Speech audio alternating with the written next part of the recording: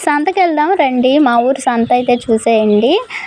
నేనైతే ఇంట్లో rice bags ఉంటాయి కదా! వాటన్నిటిని వేస్ట్ చేయకుండా రైస్ బ్యాగ్‌ని మంచిగా ఫోల్డ్ చేసి దానికి క్లాత్ ఏసి ఇలా వెజిటబుల్ బ్యాగ్‌లాగా అయితే కుడతాను. ఇంకా స్వామిది జీన్స్ ప్యాంట్ ఉంటుంది కదా! అది కూడా వేస్ట్ అయిపోతే అంటే కొంచెం చినిగిపోతాయి కదా కాళ్ళ దగ్గర. ఇక వేసుకోను అంటాడు కదా! ఇక దాన్ని కూడా మంచిగా కట్ చేసి ఇలా వెజిటబుల్ బ్యాగ్‌లాగా కుట్టేదాన్ని.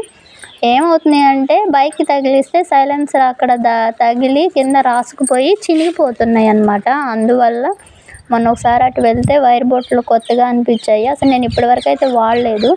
చూద్దాం ఒక వైర్ బుట్ట తీసుకుందామని ఇది ఆర్డర్‌తో అల్లిచ్చాను. బాగున్నాయి. మీకు కనుక కావాలి అని అంటే కామెంట్ చేయండి.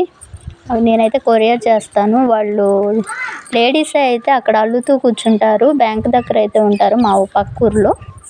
ఇక నేనైతే కొన్ని రకాల కూరగాయలు అయితే తీసుకొని ఇలా 4 రకాలైతే తీసుకొచ్చాను. మళ్ళీ పక్క ఊర్లో సంత ఉన్నప్పుడు ఇంకో 4 రకాలు అలా అయితే తీసుకుంటాం ఫ్రెష్‌గా. ఒకేసారి బుట్ట నిండా తీసుకోకుండా